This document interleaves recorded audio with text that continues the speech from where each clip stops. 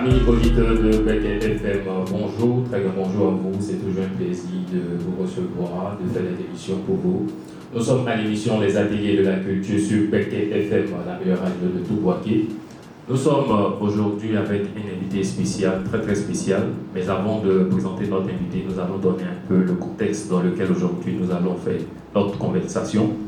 Le thème du jour est le titre d'un livre, d'un précieux livre que toute la population de Boaké doit s'arracher. Il s'agit des méthodes pour optimiser vos chances de succès. Et le livre parle effectivement de succès, on a tous besoin de succès. Aujourd'hui, l'émission Les Ateliers de la Culture va se faire avec un monsieur. Il est le directeur général des établissements Henri Poincaré, école même qui abrite Beckett FM.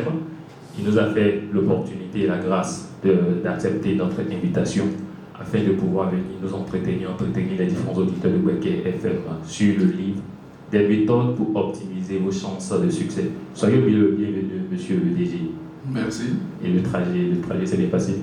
Très bien, oui. Très bien, bonne arrivée. Donc je pense qu'on va ensemble un peu parler du livre, tout ça. Oui, c'est ça. Très bien, donc soyez le bienvenu. Merci d'avoir accepté l'invitation de Beckett FM.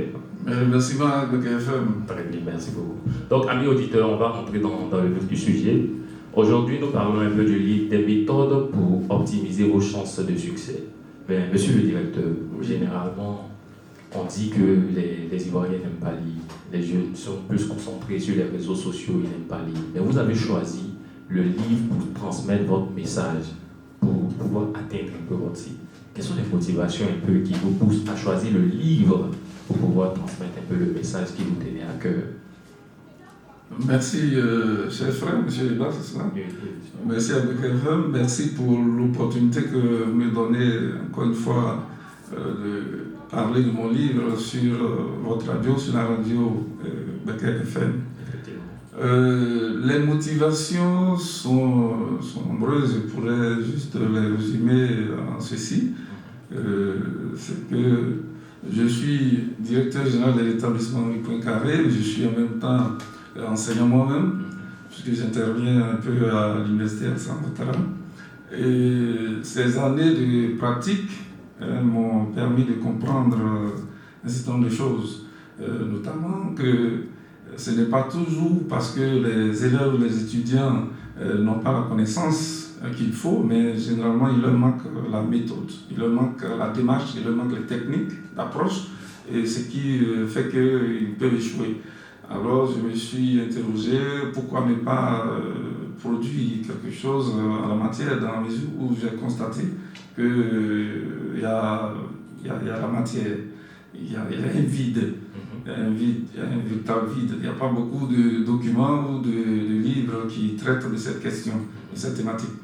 Et c'est vrai que le plus souvent, lorsque nous parlons de méthode, c'est généralement, on traite souvent la méthodologie de la dissertation, du cas pratique en droit, du commentaire philosophique, littéraire, etc. Mais il est vraiment rare de voir des œuvres ou des ouvrages qui traitent de méthodes ou de méthodologies du travail.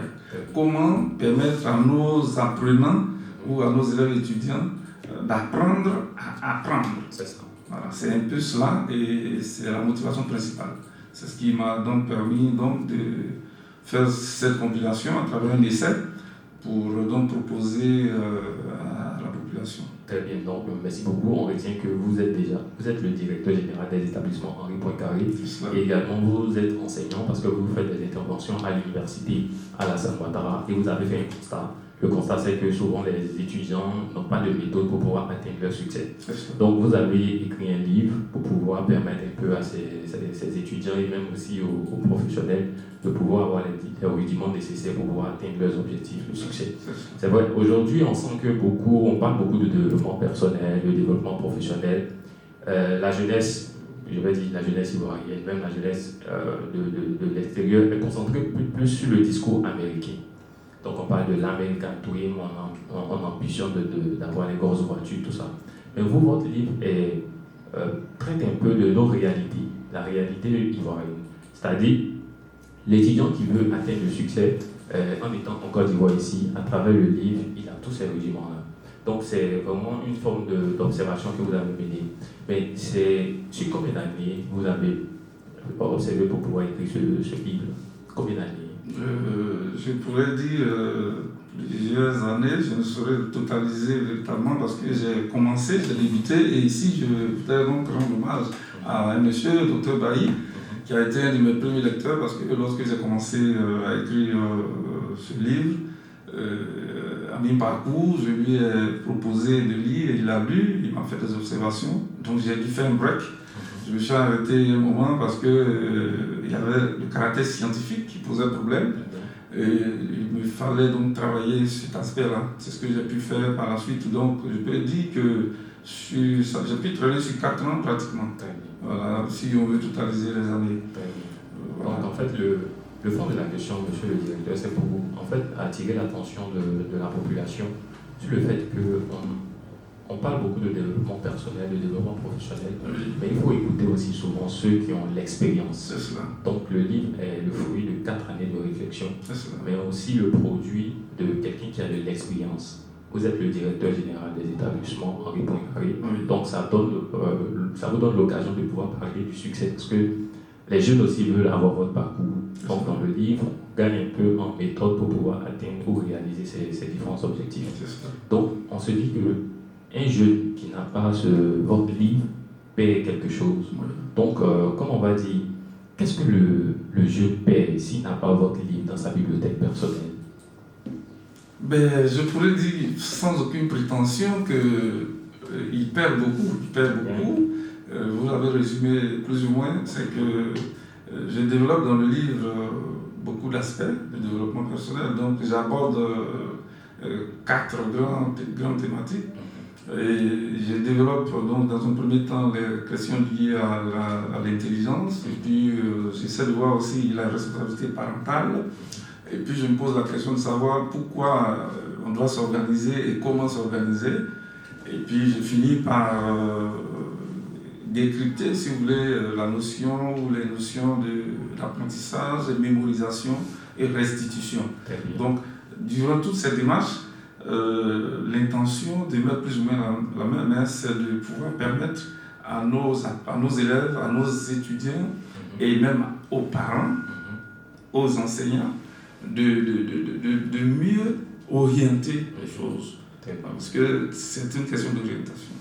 Et vous l'avez dit tout à l'heure, je pense que peut-être pendant l'entretien, nous aurons le temps de revenir sur la question de la lecture. Une question fondamentale dans ce débat que nous avons ce matin ou dans l'entretien que nous avons ce matin. Alors, le fait de lire un livre de manière générale, il y a beaucoup d'avantages. Beaucoup d'avantages. Pas seulement mon livre, mais le livre de manière générale. Je pense qu'on va pouvoir revenir là-dessus. Voilà.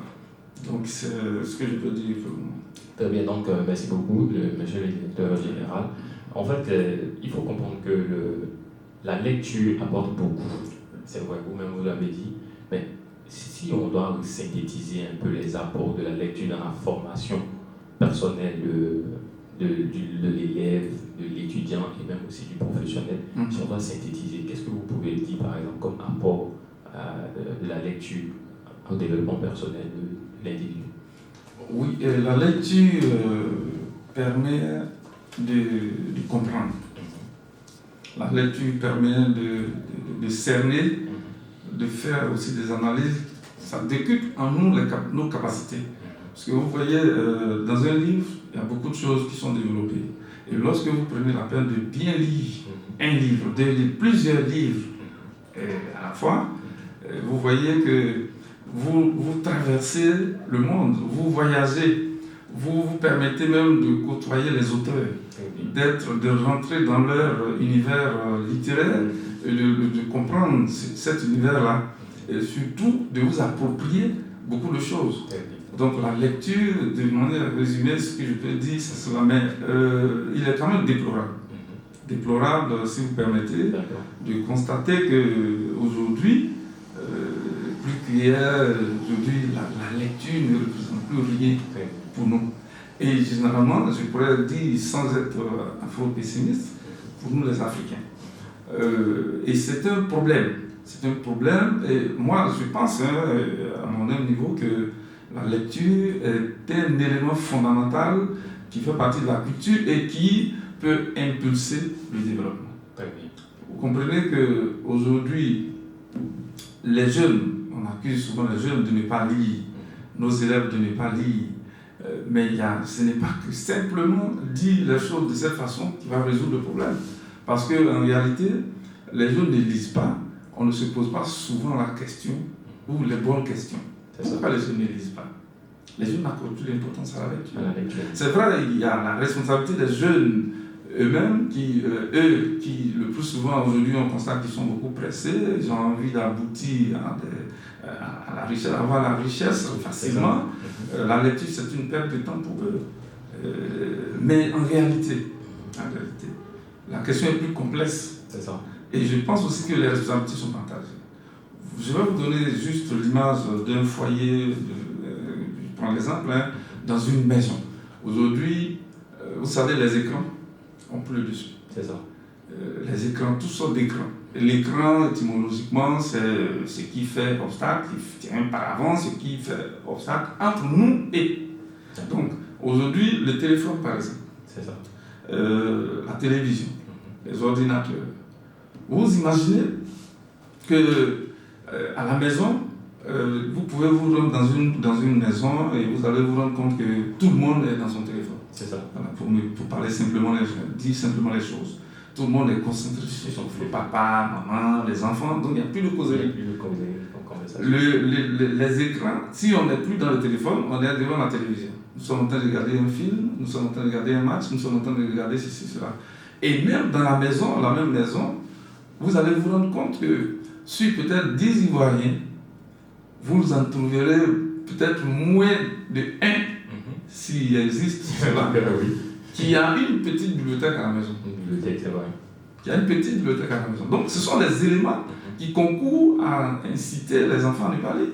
Nous-mêmes, nous lisons combien de fois des livres, même dans nos domaines, dans nos domaines de prédilection, et même voir en dehors. Est-ce que nous lisons?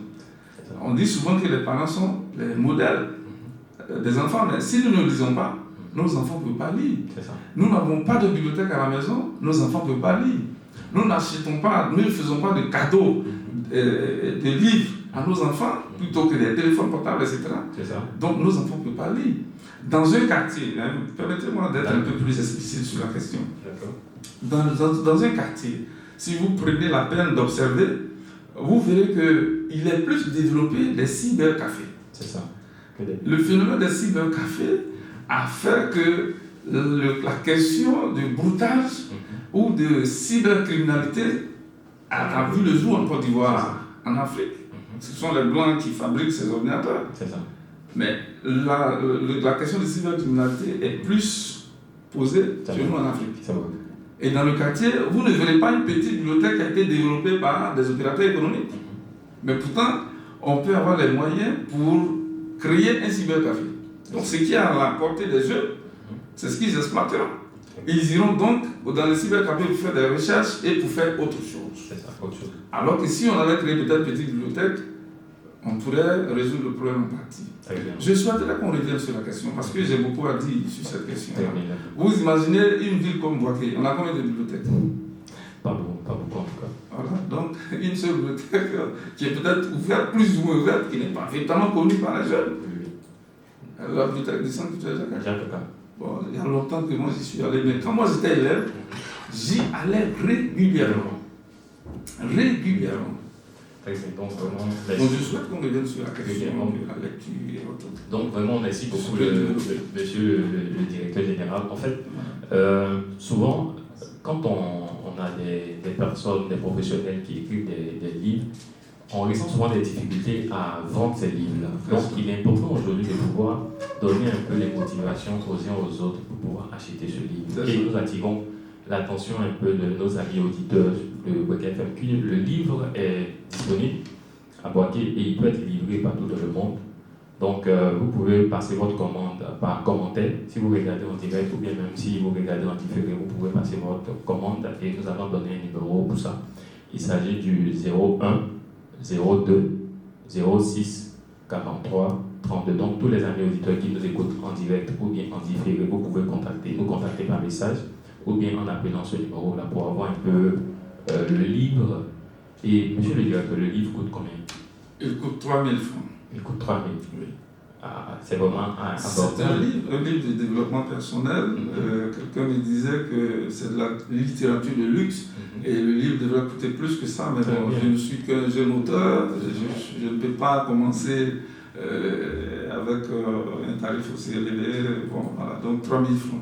3 000 francs. 3 000 pour avoir le livre. Très bien, donc à 3 000 francs. Combien de téléphones portables coûtent 3 000 aujourd'hui? En tout cas, pas un téléphone en Voilà. en tout cas. Voilà. Donc c'est même pas évident de trouver un téléphone en 3 000. Voilà. Très bien, donc ce livre que j'ai eu le plaisir de lire pour préparer un peu l'émission coûte 3 000 francs. Donc tous nos amis auditeurs de Boaké, de Côte d'Ivoire, vous avez la possibilité de passer votre commande. Et pourquoi? Nous allons vous donner les raisons brèves en rentrant un peu dans les questions de développement personnel qui sont abordées un peu dans le livre. Mais monsieur le directeur, dans le livre, vous avez parlé de beaucoup de choses. Hein, Je sais cela, oui. et de tous les facteurs qui rentrent un peu en ligne dans la construction de l'individu, dans la construction de l'homme, dans la construction de la famille. Donc en réalité, le livre est dédié à tout le monde. C'est cela. Ceux qui sont au lycée, ceux qui sont au collège, ceux qui sont à l'université et même ceux qui travaillent. Donc les gens voient un peu qu'est-ce qui vous a poussé à pouvoir écrire un livre qui s'adresse presque à tout le monde. Bon, j'avoue que ça n'a pas été facile. Hein. Effectivement, vous le dites si bien, c'est un livre qui s'adresse à tout le monde, qui traverse les filières, qui traverse les niveaux, qui s'adresse aux mathématiciens, aux philosophes, aux juristes, aux économistes, à tout le monde, et qui s'adresse également aux parents d'élèves pour leur permettre donc de mieux encadrer leurs enfants, qui s'adresse également aux enseignants, parce que j'estime que l'enseignant aussi a besoin de ce livre dans la mesure où il y a quand même des parties que je développe, qui les intéressent, qui peuvent leur permettre de développer leur style pédagogique, permettre donc de savoir fixer les objectifs lorsqu'ils sont en situation de cours, et puis surtout les élèves et étudiants qui sont ma cible principale. Voilà. Donc ce qui m'a poussé à écrire ce livre-là, c'est pourquoi j'ai choisi d'ailleurs le style de l'essai, le genre littéraire l'essai, parce que j'avais voulu quand même impacter personnellement ce que je voulais communiquer, dans la mesure où l'essentiel me vient de l'expérience que moi-même j'ai vécue, et puis ce que je vous ai dit tout à l'heure, ce que j'ai pu observer pendant ces années d'enseignement. Voilà, donc c'était pour moi une certaine façon de permettre à tout le monde de pouvoir donc arriver à quelque chose, c'est-à-dire à mieux encadrer le parent, à mieux encadrer son enfant, l'enseignant à mieux orienter et non de désorienter l'enfant, de l'encadrer et non de le cadrer, et puis au niveau des enfants eux-mêmes, des élèves et étudiants eux-mêmes, de pouvoir donc apprendre à apprendre. Très bien. Maintenant, on a des amis peut-être auditeurs qui souhaitent venir directement acheter le livre. Est-ce qu'il y a un endroit où il est possible de pouvoir acheter directement le livre? Oui, je vous l'ai dit préciser que j'ai fait donc la dédicace de ce livre-là depuis le 22 mai 2021 et on était déjà presque en vacances. Comme le livre s'adresse beaucoup plus aux élèves et étudiants, on a pu faire la dédicace quand même. C'était juste pour jeter les bases. Et là maintenant, j'ai eu, je peux le dire, j'ai eu l'autorisation de la direction régionale de Boaké 2 déjà, qui me permet donc d'aller présenter le livre partout, dans toutes les écoles. Je suis en discussion aussi avec la direction de l'orientation, avec certaines librairies de la place. Mais pour le moment, on peut avoir le livre ici à Boaké aux établissements en le point carré sur les deux sites, c'est-à-dire le site de Natagro et puis le site derrière le CG Coco. Et vous pouvez aussi avoir le livre chez Dr Yao à librairie, je crois, Papyrus, quelque chose comme ça, je vais le préciser plus tard. Et puis, à Abidjan pouvait avoir le livre au niveau d'Abidjan, au niveau de JD qui a donc accepté de éditer ce livre. JD sont à Yopougon, au niveau du groupement foncier. D'accord. Voilà. Donc il y a des points de vente. Et ceux qui sont à Boaké doivent courir pour venir aux établissements Henri Poincaré récupérer le livre à 3000 francs. Mais monsieur le directeur, nous ne pouvons pas finir sans une forme de mise en bouche. Donc dans le livre, vous avez parlé de beaucoup de choses. Et tellement vous avez parlé de belles choses, nous allons faire plusieurs émissions en rapport à votre livre. Voilà, donc il y aura environ 4 émissions pour pouvoir décortiquer un peu toutes les grâces que vous avez pu offrir à vos différents lecteurs. Très bien, mais on va faire une mise en bouche. Donc aujourd'hui, dans le livre, vous avez parlé un peu de l'intelligence. Souvent, on se demande qu'est-ce que l'intelligence. Oui. Et nous tous, on va dire une petite information sur qu'est-ce que l'intelligence. Mais la question que moi je souhaite poser, c'est à quel moment sait-on qu'on est intelligent? Monsieur le directeur, à quel moment sait-on qu'on est intelligent? Pour être peut-être humble, est-ce qu'il est vraiment indiqué de se dire intelligent? Ça. La modestie voudrait qu'une personne ne puisse pas se dire elle-même intelligente. C'est ceux qui sont autour de vous qui jugent de votre capacité d'adaptation à votre environnement et votre capacité, vos attitudes à répondre à certaines préoccupations qui se posent à vous et donc à donner des solutions à ces préoccupations-là. Donc c'est ceux qui sont avec nous qui peuvent nous juger, qui peuvent vous juger. Ce serait un peu prétentieux. Donc dire que je sais que je suis intelligent parce que qu'est-ce que j'ai fait? Bon, voilà, je préfère dire que laisser la possibilité à ceux qui sont avec nous, qui sont dans notre environnement, de nous juger, de dire que celui-là, le plus souvent, c'est ce qui arrive. Cet enfant, il est brillant, il est intelligent. Voilà. Mais en réalité, ce que peut-être vous voulez demander, c'est la notion. Qu'est-ce que l'intelligence? L'intelligence est un rapport avec son environnement, donc c'est la capacité à s'adapter et à pouvoir donc détecter ou résoudre un certain nombre de problèmes de notre qui se posent à nous. Voilà, c'est ce que l'on pourrait qualifier d'intelligence. Mais je dis que la question telle qu'elle est abordée dans le livre, nous ne donnons pas de recette miracle. Et même en matière de notions, il faut dire que c'est pas facile.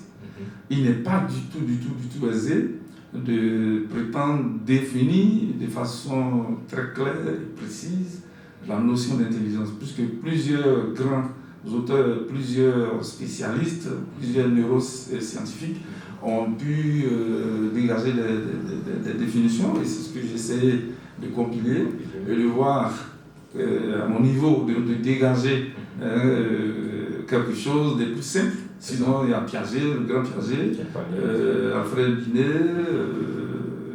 et autres qui ont donc abordé la question. Très bien. Donc, pour moi, en tout cas, en ce qui me concerne, une personne ne devrait pas pouvoir se dire intelligente. Parce que de toute façon, c'est évolutif. Aujourd'hui, vous avez pu avoir cette capacité mais demain, vous risquez de ne pas pouvoir.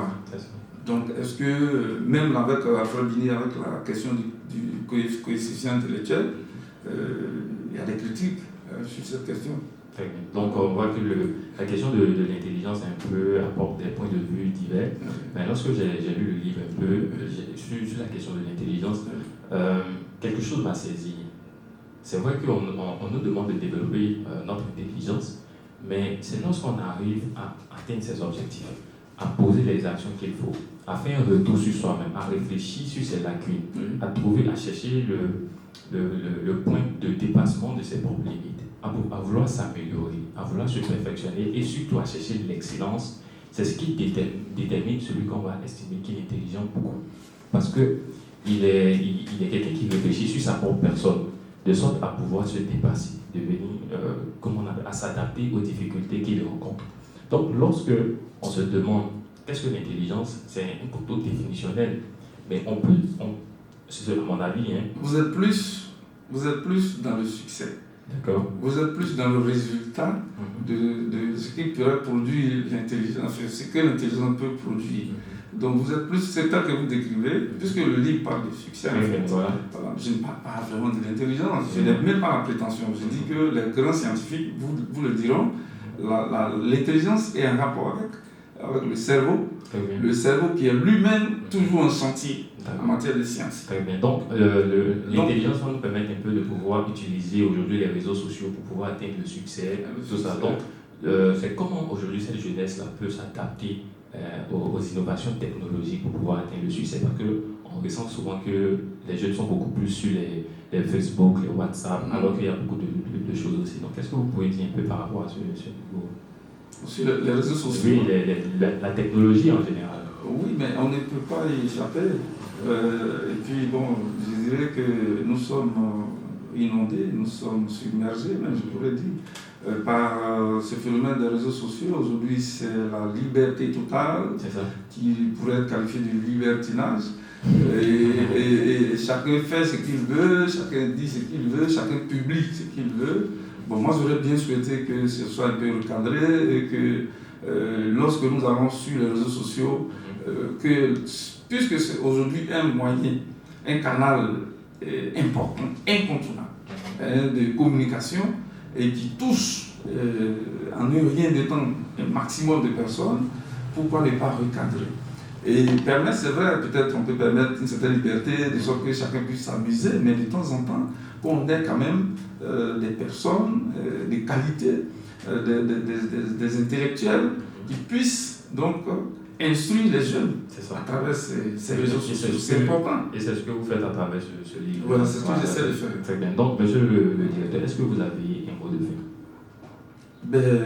Mon mot de fin, je pourrais dire que je suis resté sur ma faim, puisque ce n'est pas grave, on va revenir une autre fois, mais c'est de demander à tout le monde, à tous ceux qui peut-être ont suivi cette émission d'aujourd'hui, de faire un effort pour acheter le livre, l'acheter et prendre le temps aussi de le lire, parce que j'ai rencontré certains amis, certaines connaissances qui l'ont acheté mais qui ne l'ont pas lu. Ou qui n'ont pas pris le temps de le lire. J'insiste sur le temps de le lire parce qu'on dit souvent que les mots charrient plus qu'on leur confie. Et moi, je pense avoir confié des choses à tous les mots que je pense avoir choisis dans ce livre-là.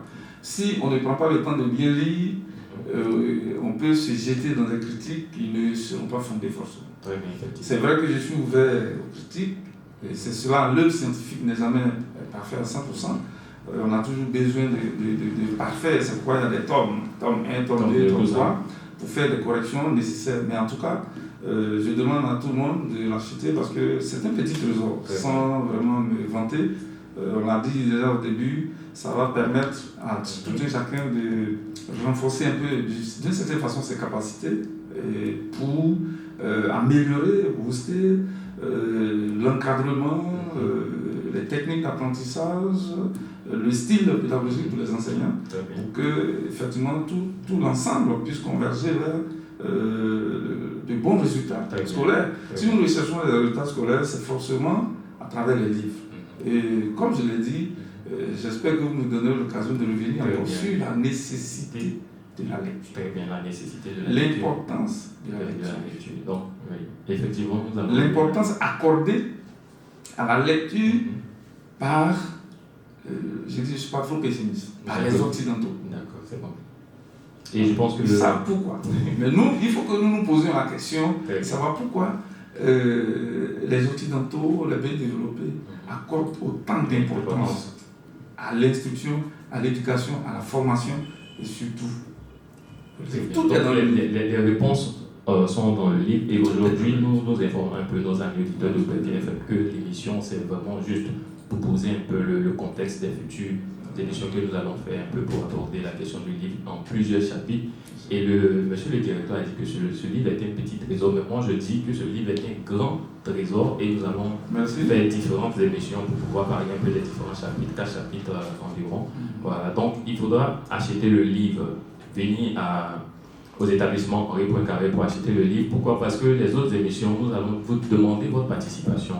Les amis auditeurs qui ont l'habitude un peu de nous suivre, nous allons demander votre participation. Vous allez poser vos questions à l'avance. Nous allons rentrer un peu dans vos profils, sur vos profils pour pouvoir avoir aussi des retours. Donc, amis auditeurs de Bweke FM, rendez-vous aux établissements Henri Poincaré pour pouvoir acheter le livre, de sorte à ce que les prochaines émissions puissent se faire de manière interactive. Voilà. Donc, merci beaucoup et à la prochaine. À bientôt.